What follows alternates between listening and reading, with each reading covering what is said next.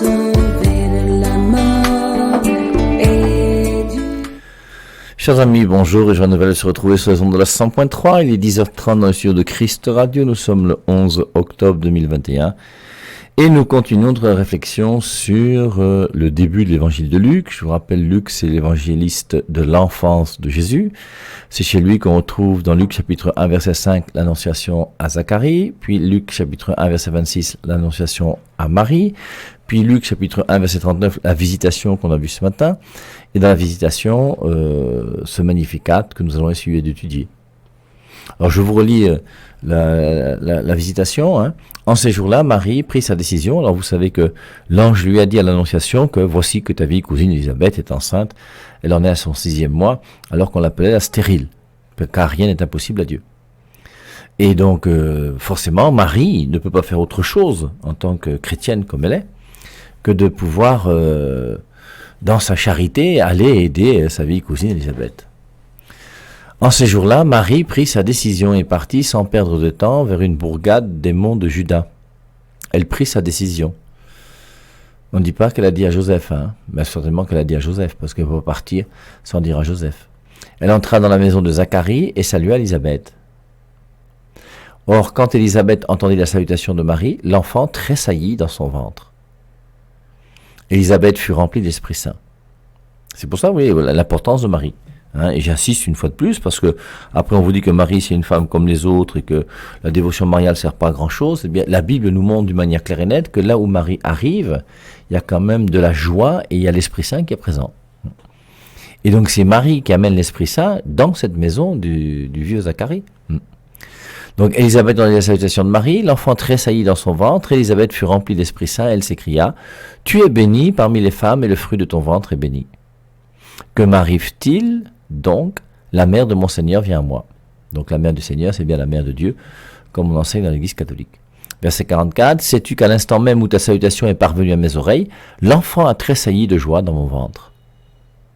Tu as cru, toi, en l'accomplissement de ce que le Seigneur t'a fait dire, heureuse es-tu. » Heureuse, Marie, parce qu'elle a cru à la parole de Dieu.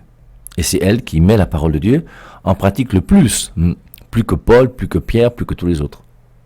Et il y a un verset biblique qui dit, hein, « Bienheureuse celle qui a cru. » On n'a pas dit ça de Jean, on n'a pas dit ça à Thomas, on a dit qu'un bienheureux ceux qui croient sans avoir vu. Et Marie, elle est bienheureuse parce qu'elle croit. Et c'est cette parole que donne sa cousine Élisabeth. Alors, parole de connaissance, parce que comment est-ce qu'Élisabeth a su que Marie était enceinte de Jésus, que le Fils de Dieu allait venir? Forcément, il y a eu une révélation qui a été donnée à Élisabeth, cette vieille cousine, qui porte en elle Jean-Baptiste, qui sera le précurseur de Jésus. Alors Marie dit alors, voici le Magnificat. Mon âme exalte le Seigneur, mon esprit tressaille de joie en Dieu mon Sauveur. Alors, on va essayer de faire une distinction d'abord entre l'âme et l'esprit. Alors ça, c'est des études philosophiques. C'est pour ça que vous voyez, quand vous avez des pasteurs qui sont formés en 3 mois, qu'est-ce que vous voulez qu'ils vous donnent comme distinction entre l'âme et l'esprit? Moi, j'ai fait jusqu'à 4 années de philosophie pour devenir prêtre. Et j'ai notamment fait un travail sur la distinction sur le De Anima de saint Thomas d'Aquin, qui commentait le Péripsukes d'Aristote. Et forcément, bon, tu réfléchis un petit peu sur l'esprit et sur l'âme. Alors je vous rappelle en premier lieu que l'âme, c'est le principe de vie du vivant. Ce qui veut dire que tout vivant a une âme. Or les vivants, c'est premièrement les végétaux. Les végétaux ont une âme. La salade a une âme. Le porc-épic a une âme. L'être humain a une âme. Et les 3 niveaux de vie que nous connaissons, nous, au niveau philosophique sur la Terre, entre les végétaux, les animaux et l'homme, chacun a un principe de vie. Il y a quelque chose qui fait l'unité du Père Hervé Marie. Parce qu'en moi, il y a plein de choses. Il y a plein d'opérations vitales qui manifestent que je suis vivant. Je regarde. Là, je regarde la caméra. Je parle devant un micro. Si je tourne ma tête, vous n'allez plus entendre ma voix. Donc je dois parler devant le micro. Je dois en même temps lire mon texte. Je dois parler aujourd'hui du Magnificat et non pas, je sais pas quoi, moi, du tennis, par exemple, de Nadal ou de Federer. Et en plus, je suis en train de digérer un médicament que j'ai pris ce matin, qui travaille déjà en moi pour que je sois en bonne santé. Mon petit déjeuner que je digère, l'air que je respire, mon cœur qui bat. Et il y a plein de choses qui s'opèrent en moi. Et tout ce qui s'opère en moi s'opère dans l'unité. Quand il y a beaucoup d'opérations sans unité, c'est la cacophonie. Imaginez par exemple, moi je me souviens un jour j'étais à Charles de Gaulle, j'étais dans l'avion, prêt à décoller pour venir au Cameroun, et il y avait 7 avions qui étaient à la queue leu et qui attendaient pour décoller les uns après les autres. Et je crois qu'un avion décolle toutes les 2 minutes ou 2 minutes 30. Et donc il y a un avion, alors, dès qu'il est en bout de piste, dès que la piste est libre, la tour de contrôle lui dit allez-y. Celui d'après se met en place, 2 minutes plus tard, vas-y. L'autre vient, 2 minutes plus tard, vas-y. Et en 14 minutes, les 7 avions ont décollé. En 15 minutes, les 7 avions ont décollé. Et forcément, ça ne peut se faire que s'il y a une tour de contrôle. Si l'avion pouvait décoller quand il veut, à l'heure qu'il veut, comme il veut, et atterrir quand il veut, comme il veut, il y aurait beaucoup de collisions, beaucoup d'accidents. Et c'est pour ça que pour que l'ordinateur, l'aéroport soit uni, soit bien, je sais pas dire, bien organisé, il faut qu'il y ait une tour de contrôle. Et moi aussi, il faut qu'il y ait une tour de contrôle en moi. Et cette tour de contrôle en moi, c'est l'âme. Qui fait que mon bras, quand il pousse, il va pas pousser comme un pied. Et mon bras va pas commencer à faire 3 mètres de long alors que mon corps ne fait qu'1 mètre 86.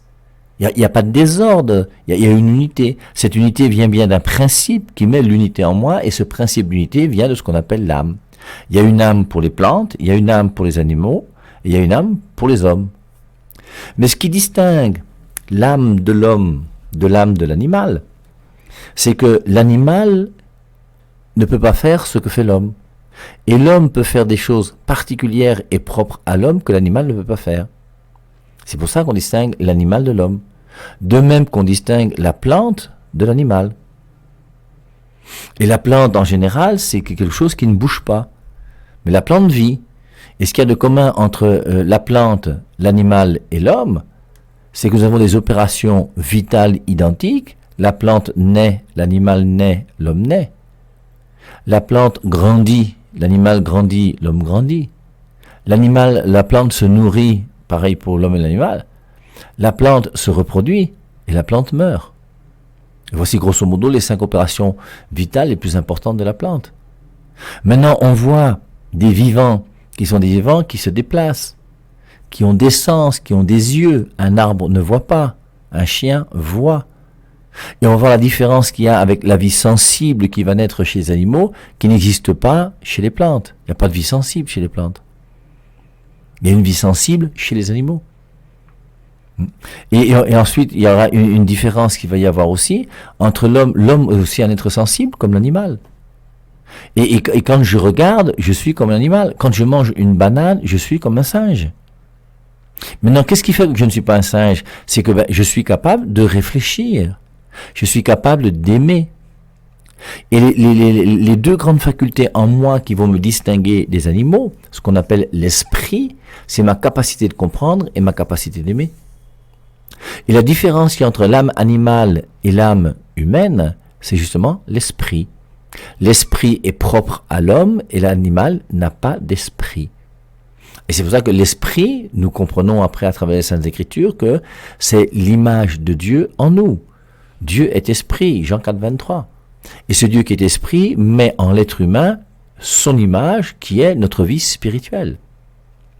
Et à cause de notre vie spirituelle, alors on comprend que l'âme de la plante meurt avec la plante, l'âme de l'animal meurt avec l'animal. Mais quand on se pose la question, est-ce que l'âme de l'homme va mourir? Et à cause de sa vie spirituelle, qui n'est pas quelque chose qui est lié aux choses matérielles, la vie spirituelle me fait dépasser ce qu'on appelle souvent le ici et maintenant, le temps et le lieu. Je peux dépasser avec mon intelligence le temps et le lieu. Je peux me projeter dans 6 mois en sachant que je vais organiser une semaine d'évangélisation au stade du Gabon, par exemple. Bon, c'est pas le cas, hein, mais Je peux projeter, alors peut-être que je serai mort, bien sûr, mais je peux faire des projets pour l'avenir. Je peux me rappeler de mon passé, et en me rappelant de mon passé, faire un effort pour devenir meilleur pour le futur. Je peux dépasser le lieu et le temps grâce à ma vie spirituelle. L'animal, lui, il est toujours dans l'instant présent.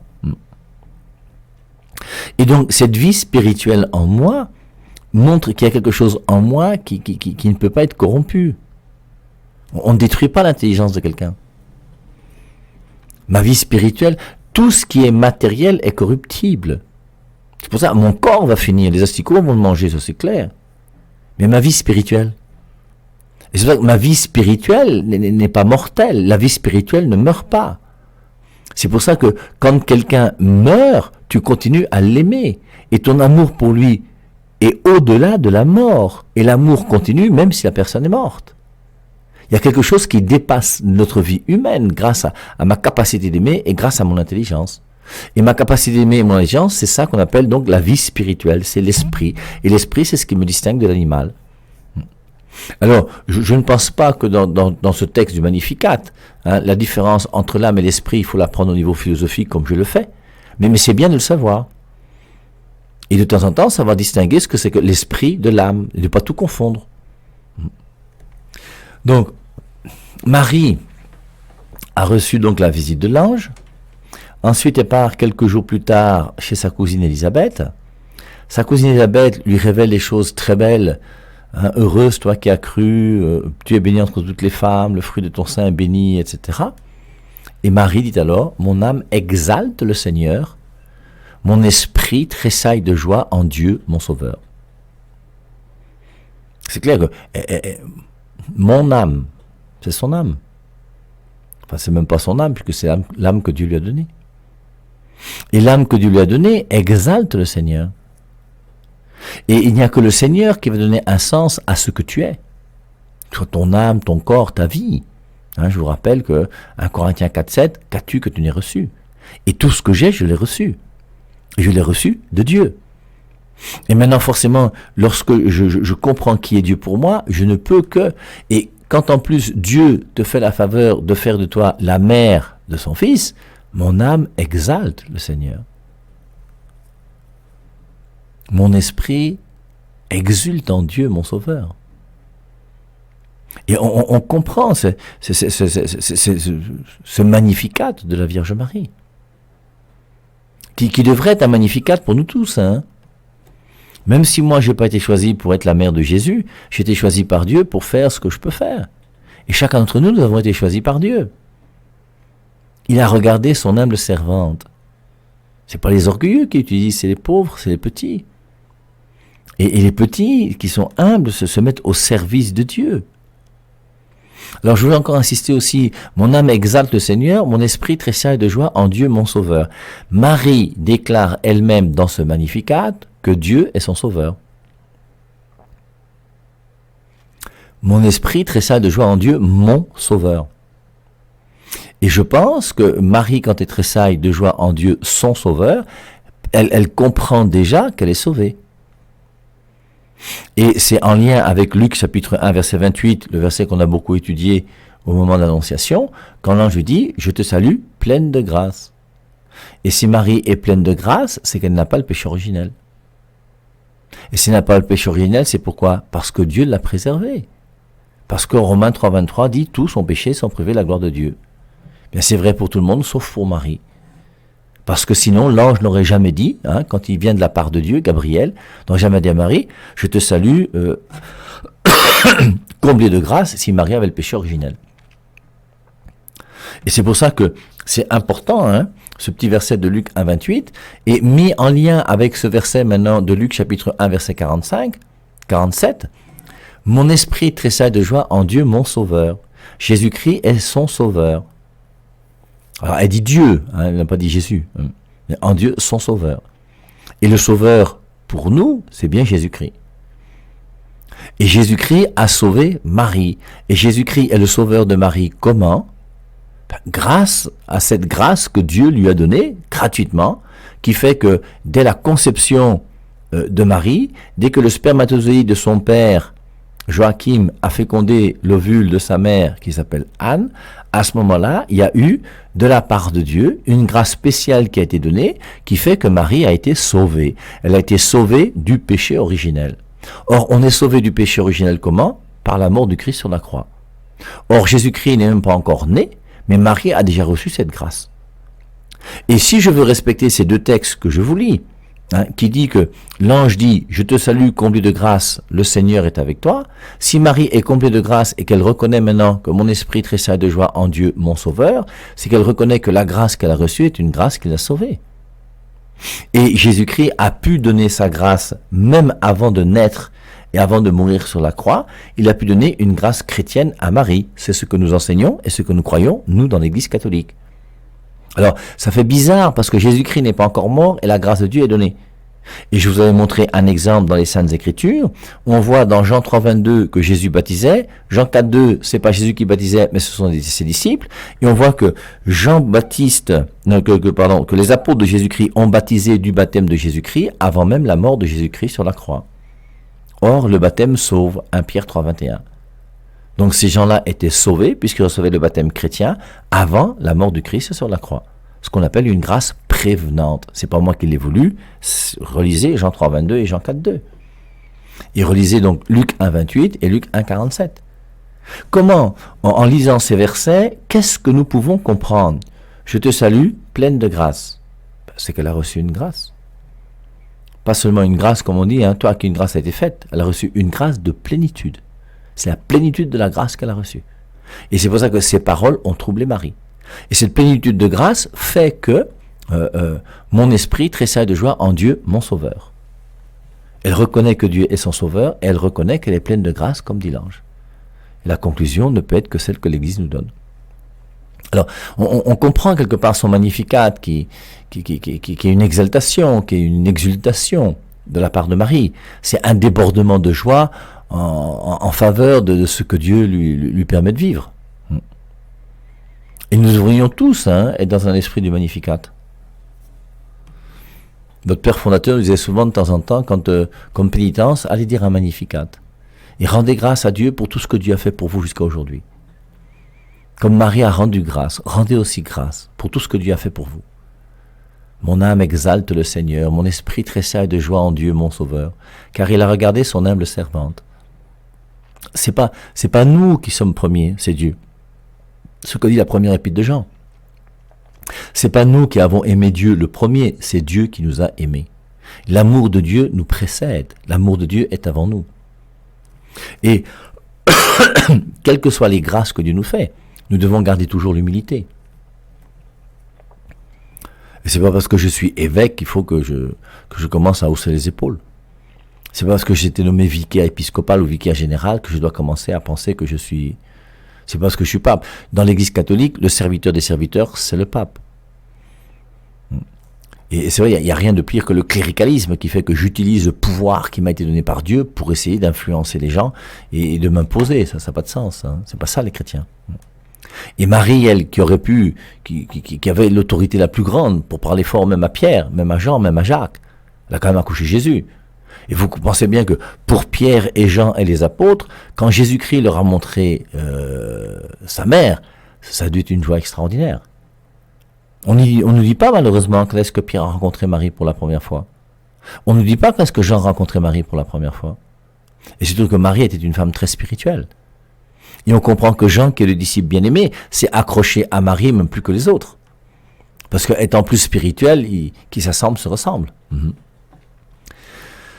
Car il a regardé son humble servante, et tous les âges désormais me diront bienheureuse. Alors quelle est l'Église qui dit Marie bienheureuse aujourd'hui?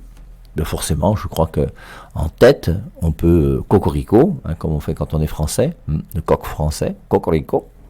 Eh bien, c'est nous les catholiques. Les pasteurs ont souvent du mal à parler de Marie. Ils sont même gênés quand ils parlent de Marie. Et pourtant, tous les âges désormais me diront bienheureuse. Est-ce que l'église dans laquelle tu es dit Marie bienheureuse? Enfin, nous les catholiques, c'est clair, on va même dire quelque part qu'on exagère. C'est le mois de Marie, c'est le mois le plus beau.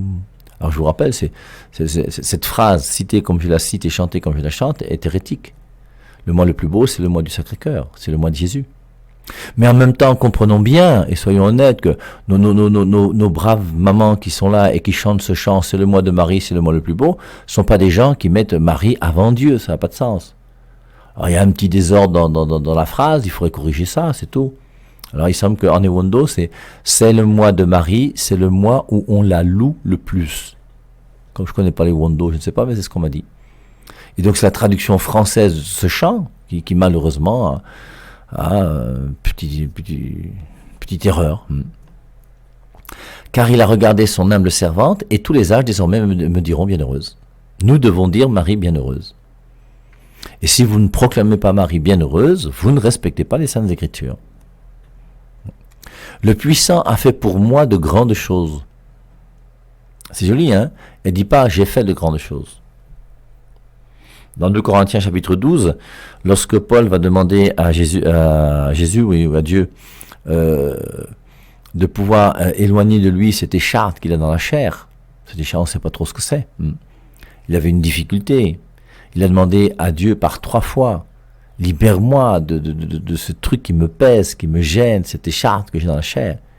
Et Jésus-Christ lui a dit, ma grâce te suffit. Tu vas supporter et ma grâce sera là. Et avec ma grâce, tu seras plus fort.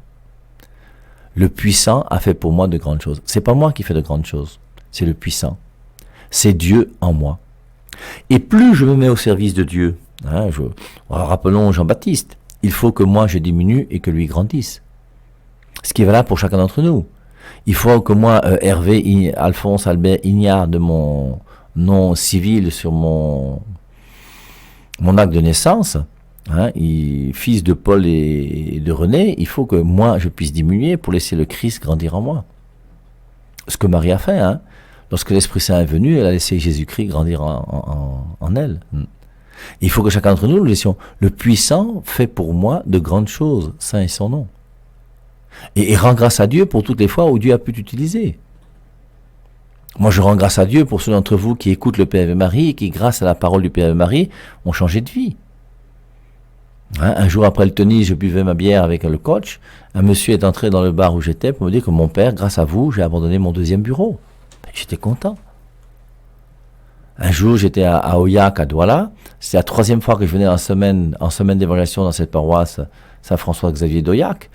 Et le premier soir, j'ai demandé, l'église était pleine, j'ai demandé aux gens, bon, ça fait déjà la 3e fois que je viens. Qu'est-ce que vous avez retenu de mon passage? Et il y a une fille qui a levé la main, je lui ai demandé, tu as quel âge? Elle m'a dit, j'ai 19 ans. J'ai retenu virginité jusqu'au jour du mariage chrétien. J'étais venu déjà lorsqu'elle avait 17 ans, j'étais venu déjà lorsqu'elle avait 15 ans.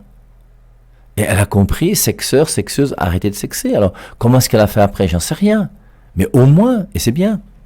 Et Dieu peut utiliser n'importe qui d'entre nous pour son œuvre. Et regardez, Bernadette Soubirous, c'est quelqu'un qui savait ni lire ni écrire.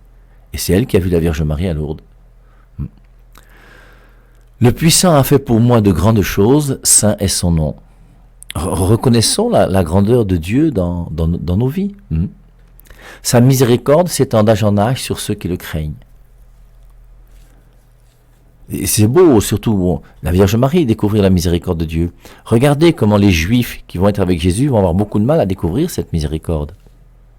Quand Jésus-Christ sera face à la femme adultère, les Juifs qui connaissent la loi, qui connaissent l'Ancien Testament, vont dire que Moïse a demandé qu'on lapide cette femme. Toi, qu'est-ce que tu dis?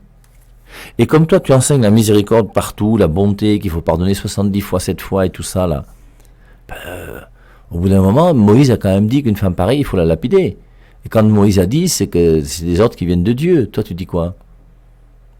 Et Jésus-Christ va prêcher la miséricorde. Il va dire aux gens que celui qui est sans péché lui jette la première pierre. Et les gens vont commencer à partir par les plus vieux. Et la miséricorde de Dieu sera donnée à cette femme qui, lorsqu'elle a quitté sa maison prise en flagrant délit d'adultère, savait qu'on allait la lapider. On assistait à des lapidations régulièrement. Il y avait des tas de cailloux qui étaient prêts là pour lapider ceux qui vivaient mal. Et elle savait, elle, qu'elle ne rentrerait plus dans sa maison. Elle a été prise en flagrant délit d'adultère, c'est fini. Et lorsque tout le monde est parti, Jésus-Christ la regarde et lui dit, qui t'a condamné? Et quand Jésus-Christ lui dit, qui t'a condamné? Mais la femme a dû regarder Jésus-Christ avec des yeux remplis d'amour. Et elle dit, personne, Seigneur. Personne n'a jeté de pierre. Et Jésus-Christ ajoute, moi non plus je ne te condamne pas. Parce que Jésus-Christ pouvait jeter la première pierre. Et Jésus-Christ dit, moi non plus je ne te condamne pas, va, et désormais ne pêche plus. Et cette femme a pris ses affaires, elle est rentrée chez elle. Est-ce qu'elle est passée d'abord par le temple pour rendre grâce à Dieu? Est-ce qu'elle a fait? Je n'en sais rien, on ne nous dit rien. Mais toujours est-il qu'elle a rencontré la miséricorde. Jésus-Christ en personne, le miséricordieux, va et désormais ne pêche plus. Mais il faut que ce soit vrai pour chacun d'entre nous. Nous avons tous, ou bien la plupart d'entre nous, on a souvent des petits péchés mignons. Qu'est-ce que c'est qu'un péché mignon? Est-ce qu'un péché mignon peut coïncider dans la vie d'un chrétien? Et chacun d'entre nous, qu'est-ce que nous devons faire pour essayer de correspondre davantage à ce que Dieu attend de nous? Soyez parfaits comme votre Père Céleste est parfait. Hébreux 12:4, vous n'avez pas encore résisté jusqu'au sang dans votre lutte contre le péché. Oui, il y a la miséricorde de Dieu. La miséricorde de Dieu existe et Dieu t'aime et Dieu veut ton bonheur. Je vous rappelle dans Apocalypse chapitre 1, le Christ en gloire a des yeux qui sont comme des flammes de feu. Et le Christ te regarde avec des yeux qui sont des yeux pleins d'amour. Dieu t'aime.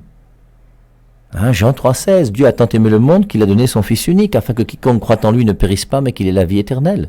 Et le verset Jean 3,17 qui est encore plus joli. Vous connaissez Jean 3,16, connaissez aussi Jean 3,17. Car Jésus-Christ est venu dans le monde non pas pour juger le monde, mais pour que par lui le monde soit sauvé. Et Jésus-Christ est venu pour que le monde soit sauvé. Comme cette femme adultère, pour qu'elle soit sauvée. Et le médecin est venu pour des gens qui sont malades. Et c'est pour nous qui sommes malades que la miséricorde de Dieu est là. Et sans oublier aussi sa justice, il faut aussi qu'on fasse des efforts. Pour ne pas continuer à rester dans les mêmes penchants qui nous empêchent de nous sanctifier comme Dieu voudrait qu'on puisse se sanctifier. Sa miséricorde s'étend d'âge en âge sur ceux qui le craignent. Il a fait un coup d'éclat. Il a dispersé les orgueilleux et leurs projets. Alors quand tu vois l'orgueil de tous ces gens du Sanhédrin, tous ces grands prêtres de l'époque de Jésus-Christ, qui ont vu des miracles et qui, malgré les miracles, ont refusé de se mettre à l'école de Jésus, un orgueil monstrueux. C'est terrible. Il a dispersé les orgueilleux et leurs projets. Il n'y a pas de place pour l'orgueil quand on est chrétien. Et Marie n'a jamais été orgueilleuse. Et le chrétien ne peut pas être orgueilleux. Tu vas te frapper la poitrine en disant, moi, toi quoi? Comme Djokovic, c'est pour ça qu'on n'aime pas Djokovic. Pourquoi on n'aime pas Djokovic? Parce qu'il se frappait la poitrine quand il gagnait pour montrer, moi, toi qui? Ton bras peut être coupé demain, hein. Tu peux mourir ce soir. Alors, on comprend que quelqu'un est heureux quand il gagne, il n'y a pas de souci, bien sûr. Mais il faut rester dans la joie avec l'humilité, un bonheur simple. Il a fait un coup d'éclat, il a dispersé les orgueilleux et leurs projets. Il a renversé les puissants de leur trône. Il a élevé les humbles. Les premiers seront derniers, les derniers seront premiers. Et donc, c'est pour ça que l'important pour nous, c'est pas d'être puissant. Il a comblé de biens les affamés et renvoyé les riches les mains vides. Ça fait penser quelque part, vous voyez, je crois que c'est dans Luc chapitre 4, où on voit Jésus-Christ qui commence sa mission apostolique. Il est à la synagogue, et juste après la tentation du désert, dans Luc 4, quand il va commencer, il va prendre le livre, il va lire. Puis il se rendit à Nazareth où il avait été élevé et entra selon sa coutume dans la synagogue le jour du sabbat. Il se leva pour faire la lecture et on lui remit le rouleau du prophète Isaïe. Il ouvrit le livre et trouva le passage où il était écrit « L'Esprit du Seigneur est sur moi parce qu'il m'a oint pour guérir ceux qui ont le cœur brisé, pour annoncer la bonne nouvelle aux pauvres. Il m'a envoyé pour proclamer aux captifs la délivrance et aux aveugles le recouvrement de la vue, pour renvoyer libres les opprimés, pour proclamer une année de grâce du Seigneur. » Puis roula le livre, il le rendit aux serviteurs et s'assit. Les yeux de tous dans la synagogue étaient fixés sur lui. Alors il se met à leur dire, « Aujourd'hui, cette parole de l'Écriture que vous venez d'entendre est accomplie. » On vous a annoncé une année de bienfaits, que les aveugles vont voir, que les puissants vont tomber, que les affamés auront à manger. Eh bien, cette année qu'on vous annonçait, la voici qui commence. L'Esprit est sur moi. Et quand il dit l'Esprit est sur moi, il parle de lui, en disant que voici qu'aujourd'hui, cette parole s'accomplit pour vous. Il a comblé de bien les affamés, renvoyé les riches les mains vides. Il a repris de la main Israël son serviteur, il s'est souvenu de sa miséricorde, comme il l'avait promis à nos pères, à Abraham et à sa descendance pour toujours. Donc on comble tout l'Ancien Testament, toute l'attente messianique qui a duré 2000 ans, et maintenant voici, grâce à Marie, que le Christ sera là, comme il l'avait promis à nos pères. Marie resta 3 mois auprès d'Élisabeth, puis elle retourna chez elle.